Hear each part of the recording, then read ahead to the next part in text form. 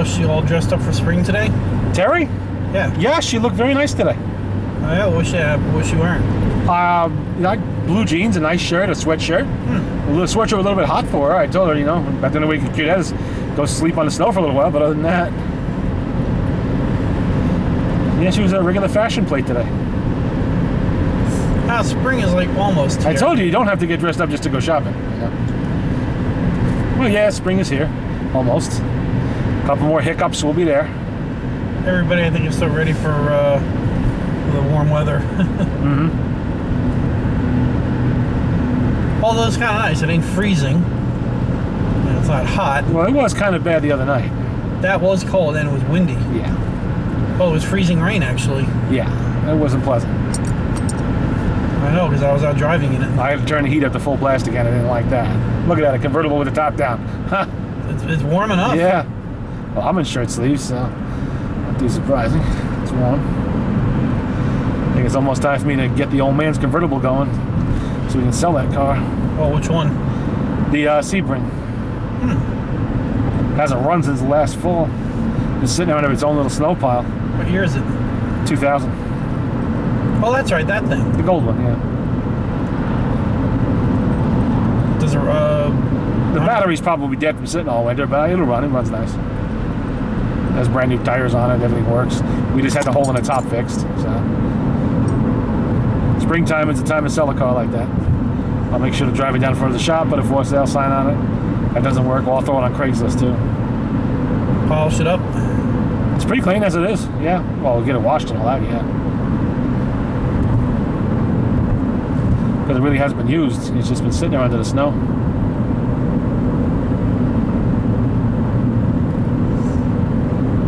Those cars any good? Yeah. Those with the Sebring convertible, the engine's pretty good. Some of the other Chrysler engines suck, but that one doesn't seem to have too many problems. Because we've had a couple that went almost 300,000 miles. This one only has about 90. I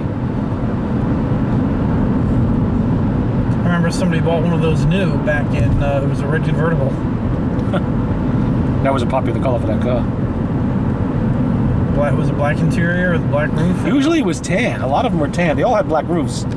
Except one, I think. This had a black interior. Yeah. This was, yeah, I have one with a black interior in the yard. A wrecked one.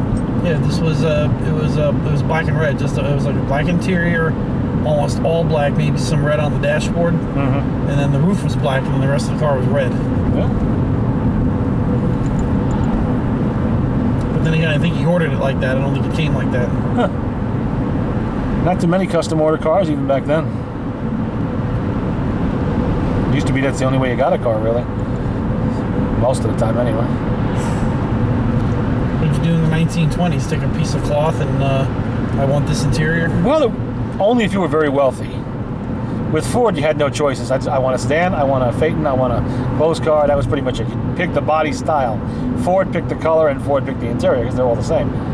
But for the wealthy, like say you were buying a Peerless or a Packard or a Cadillac or Duesenberg, something like that, all you got from the car company was a rolling chassis. That's it. Engine, cowl, hood, grille, lights, and the chassis, the actual mechanical bits. Then you contracted with a bodybuilder, maybe like Brewster Bodies or many other ones, and you had a body custom made, anything you wanted. However artistic and fancy you wanted to go, or however utilitarian. Whatever you wanted to pay for, they would do, and sky was the limit. You want to gold plate the whole damn thing, they'll do that too, you know, anything you wanted. But of course, that was hugely expensive, and only a very small percentage of the population could afford something like that. Most midline cars, like say you wanted a Buick, you might have a little choice there. Then there might be a few selections on what color you might want or the interior, but you had to order it. You know, you didn't just go in and say, okay, I'll take that car over there at the end of the road. No. You walked into a storefront in the middle of town. There might be a car in the front window that was there for display purposes only, just so you can see what it's like. Obviously, you had to see what you were getting. And then you would pick. Usually there was no choice of engine. You got whatever the engine was that year.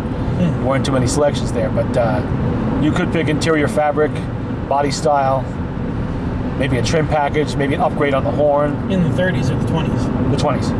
And the teens. You know, stuff like that. You can decide for yourself what you wanted. Then they would send the order into the factory. The factory would build your car, and you would get it in a month or however long it took. and it would be what you wanted.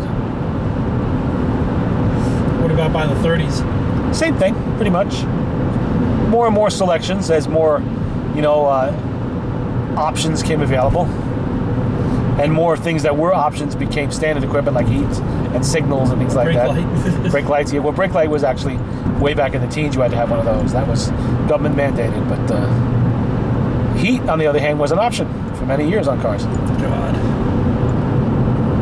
You had a Model T cook the fried eggs.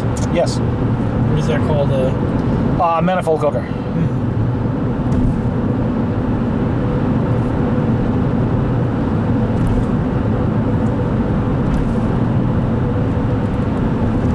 Of course, by the 50s, then you went to the dealer lots. And you could buy a car, there'd be 50, 100 cars in a big dealer's lot. You could buy what you wanted, or you could custom order it too.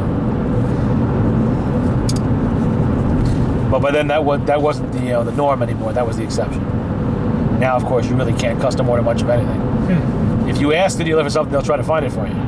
I would like a Ford Expedition color black with a black leather interior and whatever, and they'll try to find it. I wonder how he. So then he must have said, "I want one with a black interior and a black roof, convertible." Yes, I'm not sure if at that time it was still possible to custom order from the factory. It might have been on cars like that, especially, but probably they shopped it for him. They shopped around.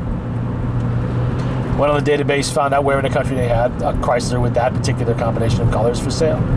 Then it would be driven in or shipped in, or however they did it, and you got your car.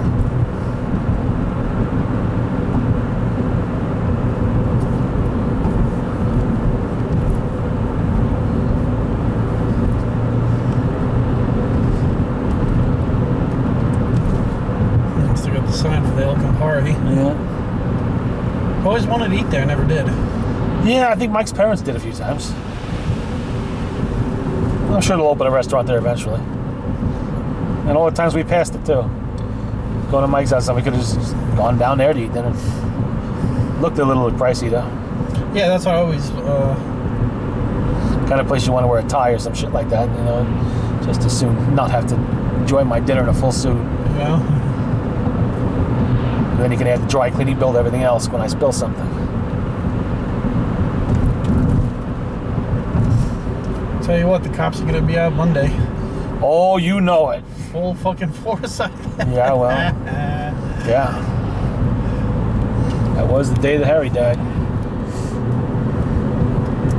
Very tragic. Yep. 10:48 a.m. Friday, March 17th, 1985. No, I'm sorry, it was Saturday. March. No, Sunday. What the fuck am I saying? It's Sunday. People, what they do is they take off from work on Tuesday, so a lot of people are going to be taking off on Tuesday. Yeah, because they're all hungover and shit. Because what they do is they try to get out early on Monday and hit the streets early. That's what they do.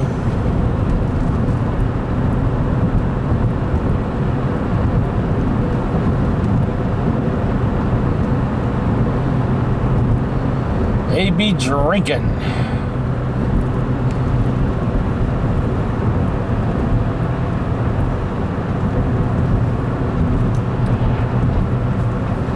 Looks like everybody's going to Cousins today.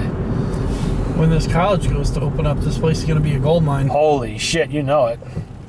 If it's not already. Oh, it is already. Look at all these cars.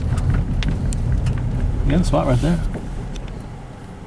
Oh, this is your custom spot.